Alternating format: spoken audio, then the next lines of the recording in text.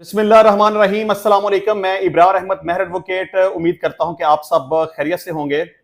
Election commission of Pakistan ने supreme court में एक नई दरखास्त जमा करवा दी है कि आप वजाहत फरमा दें कि मखसूस नशिस्तों के लिए इलेक्शन एक्ट को फोकियत दी जाए या अदालती फैसले को। मतलब कि ये समझ लें कि सुप्रीम कोर्ट ना हो गई कोई खेल तमाशा हो गया। मतलब जब सुप्रीम कोर्ट एक दफा फैसला दे चुकी है, आप उसकी वजाहत के लिए सुप्रीम कोर्ट में जा चुके हैं, सुप्रीम कोर्ट की वजाहत आ चुकी है, तफसीली फैसला आ चुका है कि जो मखसूस नशिस्तें तनासब के लिहाज से पाकिस्तान तहरीक इंसाफ की बनती हैं वो उसके हवाले की जाएं। और सुप्रीम कोर्ट ये कहती है कि तहरीक इंसाफ एक सियासी जमात है और मखसूस सीटें उसको मिलनी चाहिए। तो जब एक तफसीली फैसला आ चुका है तो फिर इसमें क्या एम्बिग्विटी है जो कि इलेक्शन कमीशन को समझ नहीं आ रही। दरअसल इलेक्शन कमीशन भी थोड़े से इस पंगे में फंसी हुई है कि अब एक तरफ सुप्रीम कोर्ट कहती है कि पाकिस्तान तहरीक इंसाफ को मखसूस नशिस्तें दे दो, और दूसरी तरफ पार्लियामेंट है, वो अयाज सादिक साहब ने भी एक खत लिखा हुआ है कि जी मखसूस नशिस्तें तनासब के लिहाज से जिन जिन की बनती हैं उनको दे दी जाएं, मतलब कि पाकिस्तान तहरीक इंसाफ को ना दी जाएं। देखिए, बड़ी सिंपल सी, सादा सी और आसान सी बात है कि पार्लियामेंट के अंदर कानून साजी बाद में की गई है, सुप्रीम कोर्ट का फैसला उससे पहले आया है। बल्कि सुप्रीम कोर्ट ने इलेक्शन कमीशन की पटिशन के ऊपर जो अपना वजाहती बयान जारी किया था उसमें कहा था कि ये क्लियर है कि पाकिस्तान तहरीक इंसाफ को मखसूस नशिस्तें उनके हवाले कर दी जाएं, अगर आप ऐसा नहीं करेंगे तो इसके संगीन नताइज भुगतने पड़ेंगे। तो फिर अब मेरा नहीं ख्याल कि ये बार बार सुप्रीम कोर्ट में आना जाना क्यों लगा हुआ है, ये बस मेरा ख्याल है कि सिर्फ वक्त जाया करने का एक तरीका है। और जहां तक मेरा ख्याल है कि सुप्रीम कोर्ट के फैसले के ऊपर अमल दरामद नहीं होगा। मैं इस हवाले से पहले भी अपने ख्यालात का इजहार कर चुका हूं कि सुप्रीम कोर्ट का फैसला मेरी नजर में कानून और आइन के मुताबिक नहीं है। सुप्रीम कोर्ट ऑफ पाकिस्तान का फैसला गलत है मेरे अंदाजे के मुताबिक, बल्कि कानून के मुताबिक या आइन के मुताबिक जो मैं समझता हूं, सुप्रीम कोर्ट का फैसला इस हवाले से सही नहीं है कि पाकिस्तान तहरीक इंसाफ को मखसूस नशिस्तें दी जानी चाहिए थी। लेकिन अब चूंकि सुप्रीम कोर्ट का फैसला आ चुका है, सही या गलत एक अलग बात है, इसके ऊपर डिबेट की जा सकती है या इसके ऊपर तनकीद की जा सकती है, लेकिन सुप्रीम कोर्ट के फैसले के ऊपर अमल दरामद होना चाहिए। अगर ऐसा नहीं होगा तो फिर मामला खराबी की तरफ जाएंगे। अच्छा, इस हवाले से मैं अपनी राय का इजहार पहले भी कर चुका हूं कि चूंकि सुप्रीम कोर्ट के इस फैसले के हवाले से एक नजरसानी पटिशन भी सुप्रीम कोर्ट में पड़ी हुई है, इलेक्शन कमीशन की तरफ से भी, मुस्लिम लीग नून की तरफ से भी और पाकिस्तान पीपल्स पार्टी की तरफ से भी। और मैं समझता हूं कि इसके ऊपर सुप्रीम कोर्ट का एक फुल कोर्ट बेंच बनाना चाहिए, असर नो इसकी समाअत होनी चाहिए और बाकायदा इसका एक वर्डिक्ट जारी होना चाहिए जो कि काबिल अमल हो और उसके ऊपर अमल किया जा सके। इस तरह की सूरत हाल में मुझे बिल्कुल भी ऐसा नजर नहीं आता कि सुप्रीम कोर्ट के इस फैसले के ऊपर अमल किया जाएगा या हुकूमत अमल करने देगी। अच्छा जी, इलेक्शन कमीशन की दरखास्त में कहा गया है कि स्पीकर कौमी असम्बली ने खत लिखा कि अदालती फैसले के बाद इलेक्शन एक्ट में तरमीम हुई। इलेक्शन कमीशन ने सुप्रीम कोर्ट में दायर अपनी दरखास्त में पूछा है कि इलेक्शन तरमीमी एक्ट को फौकियत दी जाए, अदालती फैसले को रहनुमाई की जाए। दरखास्त में कहा गया है कि इलेक्शन कमीशन से डी नोटिफाई होने वाले अरकान ने भी तरमीमी कानून पर अमल दरामद के लिए रजू किया।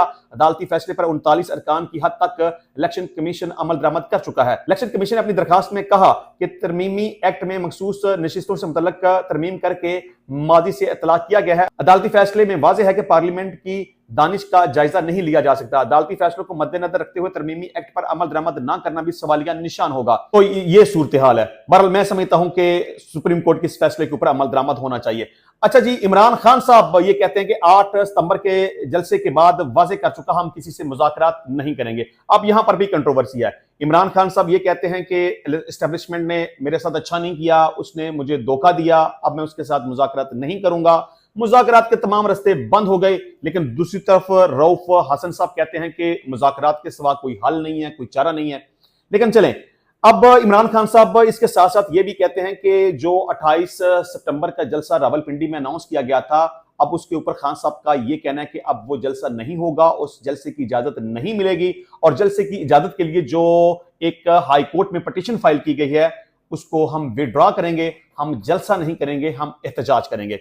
अच्छा, आप क्या समझते हैं कि इमरान खान साहब ये जो कहते हैं कि मैं मुज़ाकरात नहीं करूंगा, क्या अपनी वो इस बात के ऊपर कायम रहेंगे? मेरा ख्याल है कि इस्टेब्लिशमेंट इमरान खान साहब से मुज़ाकरात नहीं करना चाहती, तो खान साहब ने यह सोचा कि जब ये बात करना ही नहीं चाहते, मुज़ाकरात ही नहीं करना चाहते, तो फिर अब मेरे पास और क्या हल बचता है कि मैं एहतजाज करूं, मैं जलसे करूं। तो एहतजाज का रास्ता अख्तियार करना ही ज्यादा मुनासिब और बेहतर रहेगा। मेरा ख्याल है कि अगर मौका मिला तो पाकिस्तान तहरीक इंसाफ जरूर मुज़ाकरात की तरफ जाएगी, क्योंकि मुज़ाकरात किए बगैर मसला हल नहीं होगा, इमरान खान के केसेस खत्म नहीं होंगे, इमरान खान की रिहाई का अमकान नजर नहीं आएगा।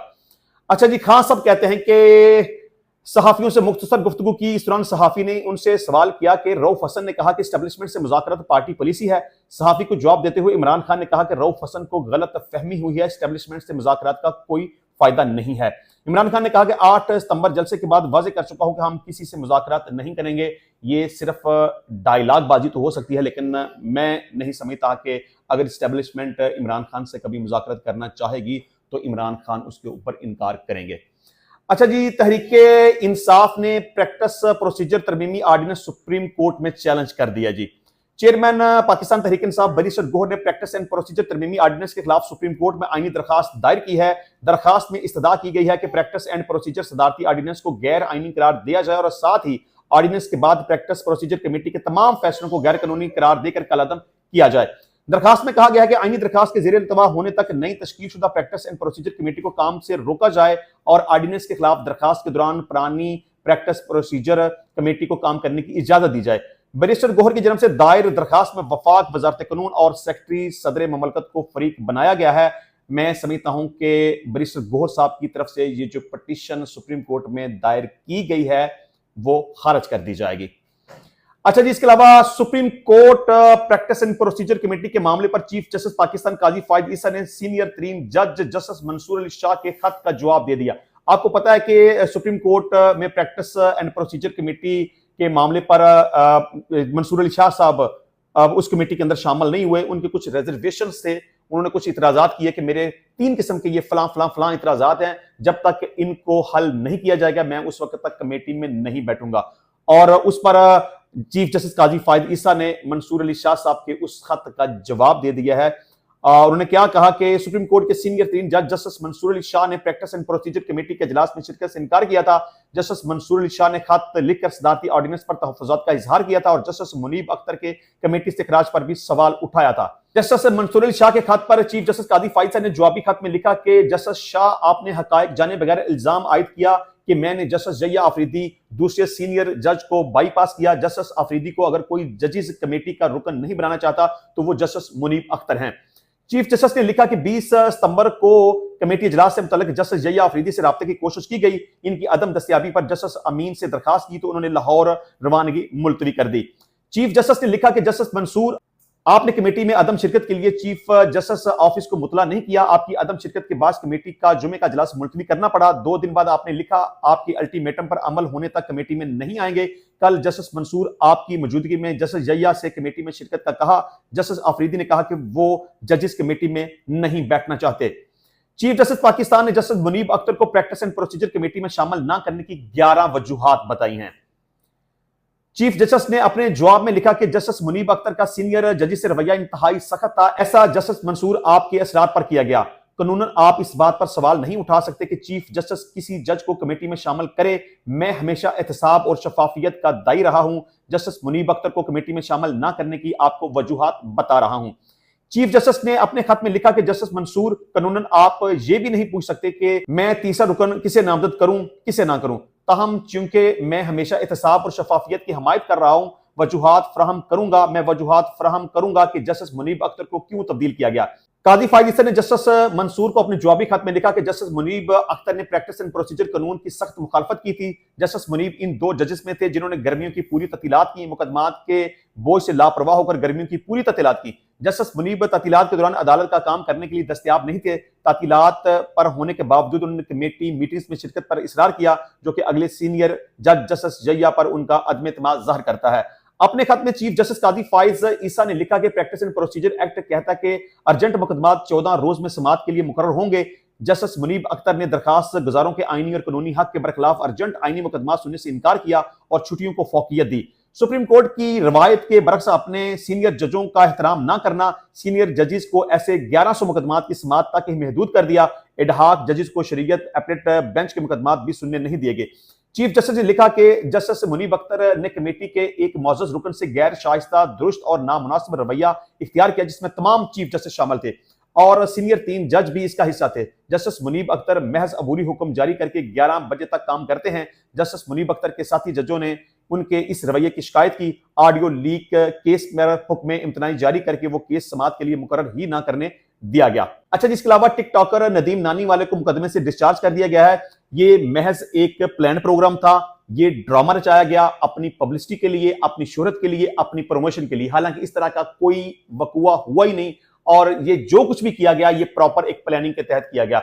मतलब कि जानबूझकर IK 804 की एक नंबर प्लेट लगाई गई, इसके ऊपर वीडियो बनाकर इसको अपलोड किया गया, पब्लिक किया गया।